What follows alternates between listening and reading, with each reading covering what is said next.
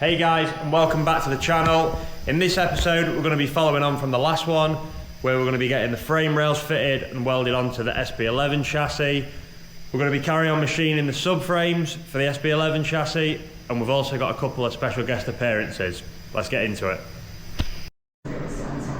Letting loose on the tools, rounding it off already. Have you got like a little... You're the front man for the engineer business. Yeah. All you trust me with is a screwdriver and a spanner. Him and Whit actually have a full team of mechanics behind the scenes.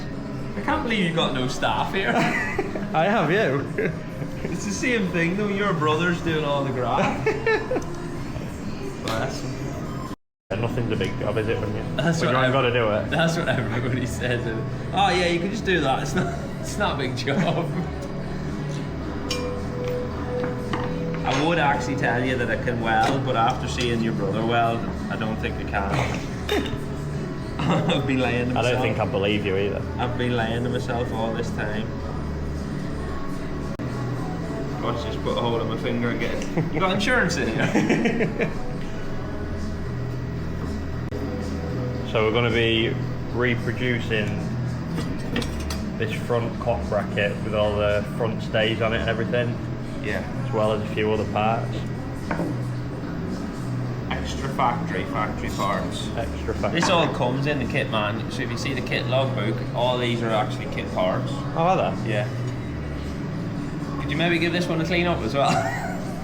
Vapor blasters through there, mate. So now we've got this little V in that Matthew's just machined. All I needed to do was trim this to get the right angle, to get that fitting nice. And then with this little hangover, I'll have to just trim these here, so then I can get the inline, so the parallel there, and then put a piece in, weld the piece in, and then dress it off. And then once I've done that, I'll give it another scotch over, and then that'll be ready to weld on.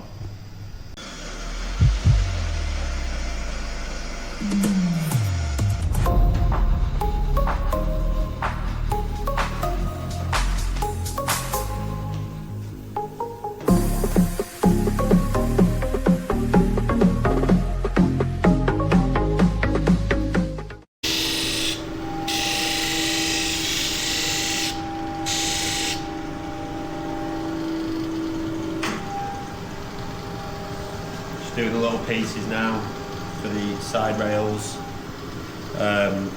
Once I've got all four done, then I'll be welding them up, then dressing them off, then I'll give it a good scotch over just to give it that smooth, clean finish. So the subframe piece is on the machine now, almost done. It's just about to put it on a tab. Just doing them small final cuts. And then we'll be able to get it running the other side. That's the right side subframe part done. Looking really good.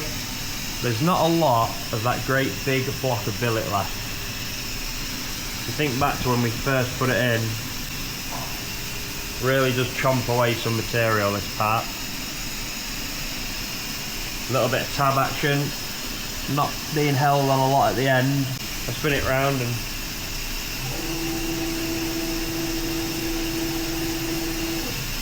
show you the other side.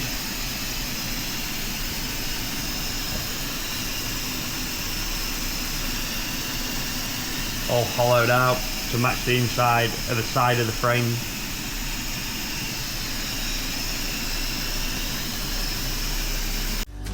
Forget you when you ride round when you're done.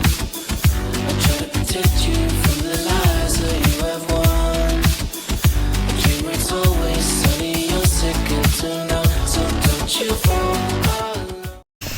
get the other side of the machine and then we'll go back, see what Sam's doing with the chassis. So we are just getting the infill piece now fitted. So because of the angle of the frame rail, we want the weld to come parallel like this. If not, it's sort of like, if we just look, just one sec, It's there. it just sort of comes over the edge here. So Sam's cut this parallel to this side, and then he puts a little infill piece, if you can see, obviously by cutting it. Just in there. A nice little piece made there, that'll get welded in, dressed off, and look like it was always there. So I've got these infill pieces all tacked up now. If you can come across here and see that they're nice and parallel. So for me now, I'm going to be welding them up, dressing the weld off, getting it nice and clean, so then it just looks like one piece. So we could have just cut that off, the bit hanging over, and then just sort of welded on the angle.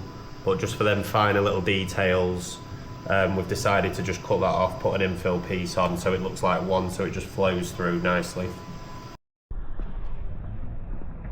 Special delivery, guys.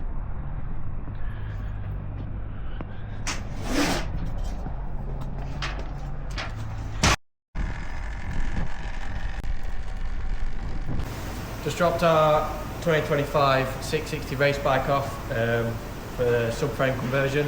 Have that chopped, so we got I want it bolts on and off in case of bend in the crash or whatever. And then it's be built up, ready for round one on pack. So that's Leon dropping off the 660, ready for the subframe conversion. For those of you that might not know already, PHR Performance is Peter Hickman Racing. Peter Hickman being TT superstar, top level BSB rider and long-term friend of ours. We've been involved with a lot of cool projects with Pete over the years, from his race bikes to super bikes, TT bikes, PHR Performance parts. We do a lot of parts with PHR and work closely together with them, developing cool parts for their product line. So be sure to check those guys out. He's got a great team over at PHR. Is this welding bench just this clean for the camera, or is it always this clean? Always clean.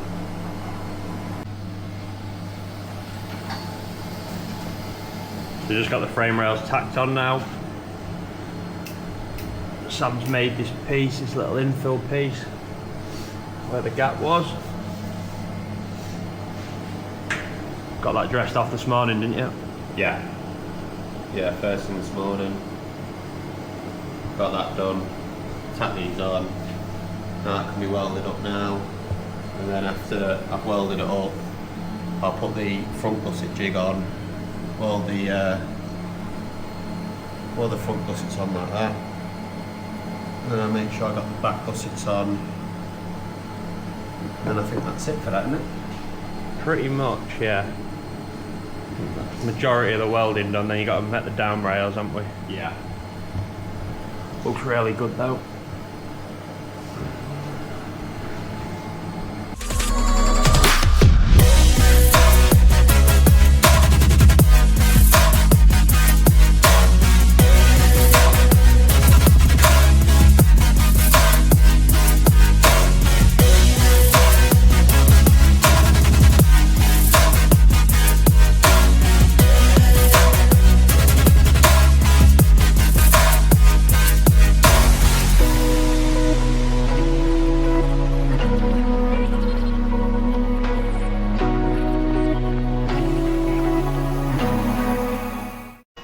So I've got this all welded up now. I think it's gone quite well, to be fair.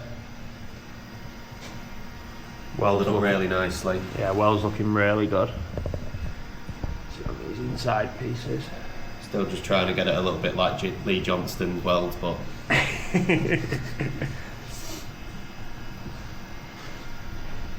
I've preheated it all again from front to back, just with so many pieces being welded together. Once I preheated it from front to back, it just takes that little bit of stress away from any pulling once I take it off the jig. And then now I'll be putting the front gusset on, getting that all ready to tack on and weld. The back gusset's on, getting that tacked up ready to weld, and then that can be welded up, and then I can get onto the down rails. So let's leave you with some B-roll of some nice welds. Losing myself, I'm losing myself tonight. Losing myself, I'm losing myself tonight. Don't hold me down. Don't hold me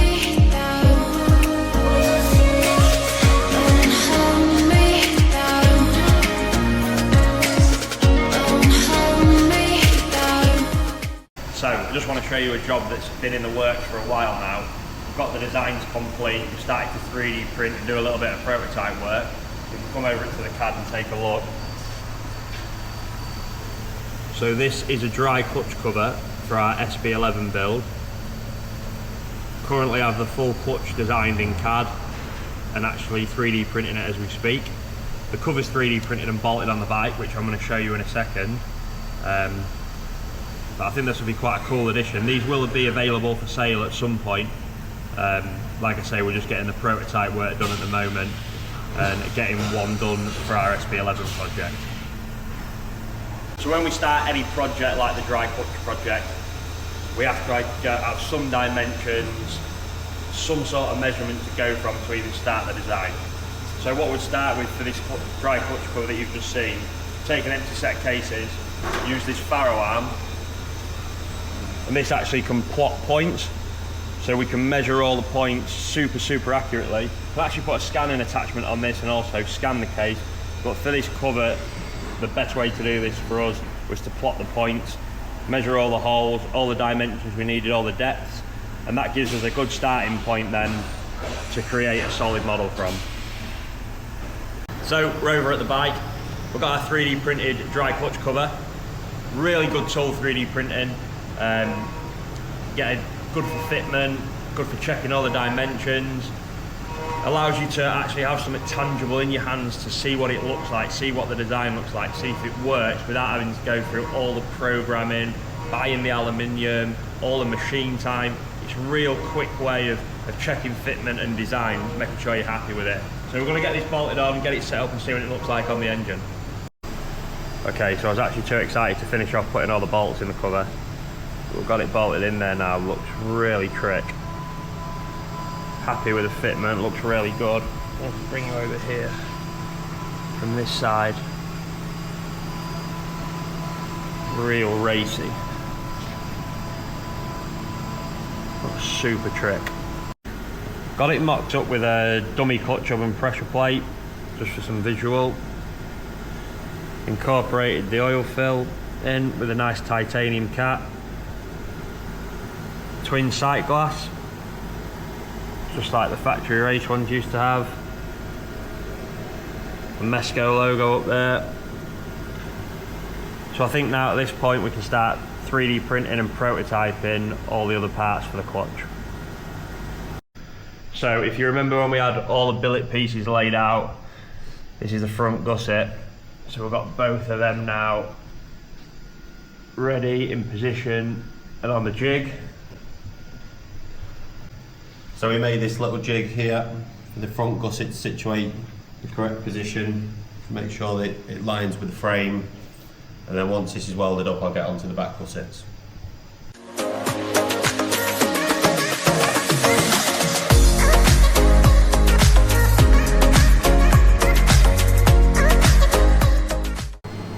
So I'm about halfway welding these two gussets on. We've just got it flipped up just so I can do this side here. Actually, I'll just show you this weld on the first gusset I've done.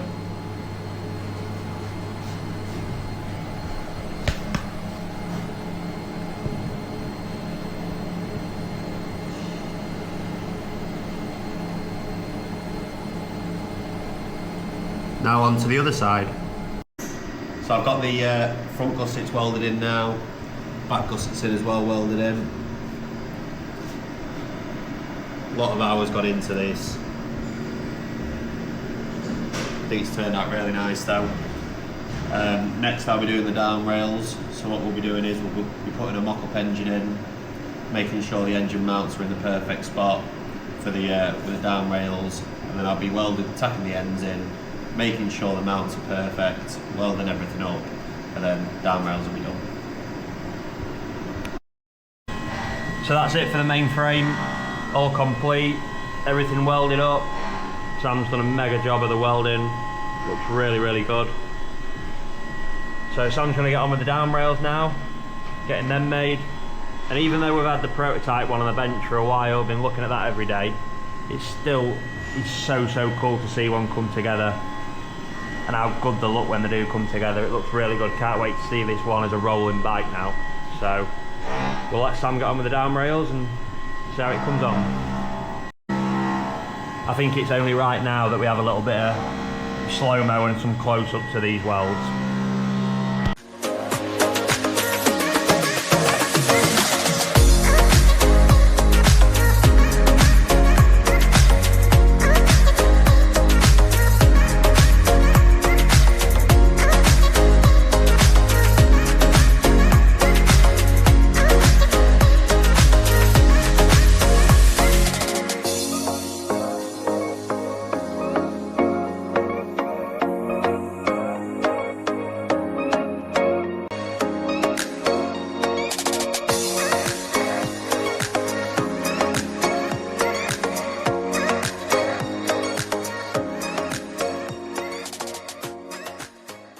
So that's it for another episode. Thanks for joining us here at EMESCO Designs, and thanks for all the support for the previous videos. It really means a lot and it motivates us to do more videos like this. Be sure to join us in the next one, where who knows what's going to come. More frame progression, see that dry clutch come together, some race parts maybe chucked in, and everything else in between. So if you enjoyed this video, be sure to like, subscribe and follow us on our socials. But for now, we'll see you at the next one. See you in the next one. Every time I look at it, it just gets me excited.